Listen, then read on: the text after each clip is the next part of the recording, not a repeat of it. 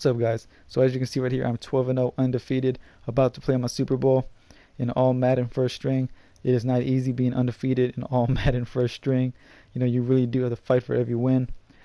And you see, I did it all with an 89 overall team, man, which just goes to show you do not need a 95 overall team or a 99 overall team to make it this far.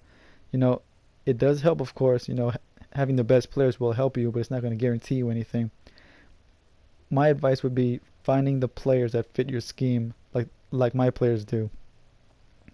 If you want to go buy the most, the biggest players out there, the highest rated cards, you can. But my advice would be don't do that. Just find players that fit your scheme, and you will be much more successful as opposed to just depending on the players, because that will let you down more than often if you're just expecting your running back to break 30 tackles, if you're just expecting your receiver to never drop a pass, if you're just expecting your corners to never get beat.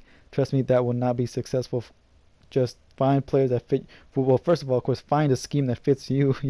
Find a good scheme and then build around that scheme. That will make you win more games. Look how far it's gotten me. As you can see, top 20 overall in the rankings, and I'm about to play my Super Bowl undefeated, not because I got the best players, but because I found a scheme that works for me, and then got all the best players that fit that scheme, and then just mastered that scheme, and now I'm here. So that would be my advice anyways. I'm sure there are guys out there who would give you the opposite advice, but it's up to you, man. You play the game however you feel is best for you.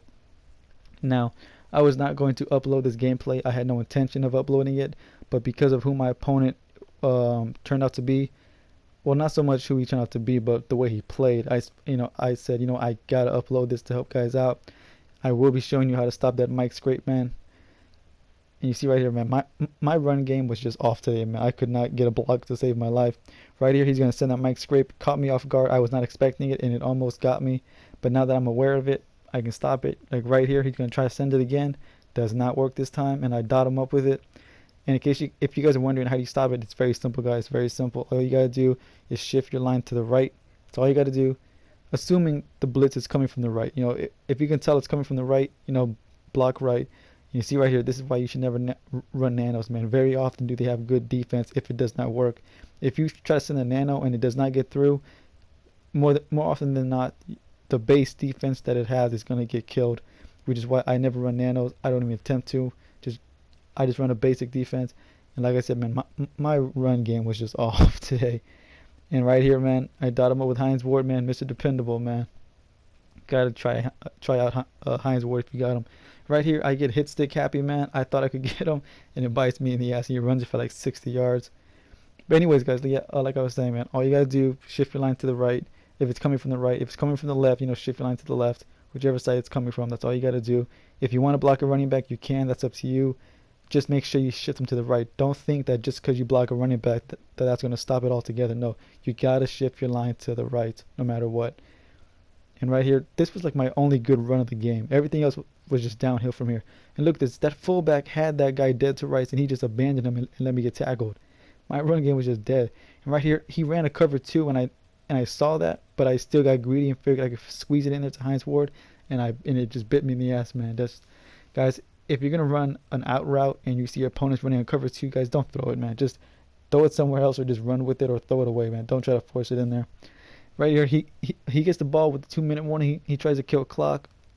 Right here, I blitz like 7 guys. I get a fumble, but I do not recover it. Pissed me off. He does end up settling for a field goal, which gives him the lead, but he does give me almost a minute with 1 timeout left, so I do have time to at least try and get a field goal. He goes to the quarter defense instead of the nano, I guess, for a moment. He learned his lesson, but I just dot that up just as well. But here, Amari Cooper, man, just kills man to man. I try to get out of bounds, which I do to stop the clock. I end up taking a field goal, taking us to half 10-10. And he does get ball first, unfortunately, but that's just my luck. Right here, he throws a pick of his own, tries to test Malcolm Smith. Man, do not test Malcolm Smith. He will catch that every time. So now the tide is turning in my favor. Might as well go back to Hines Ward, right? I did a review for Hines Ward. He is Mr. Dependable, man. You can always depend on Hines Ward to make those catches. Right here, I run up the gut. Finally, get some decent run game going. He tries to run it himself. When he gets the ball back, with Joey Porter is there to stop it. Marshall Falk, I see.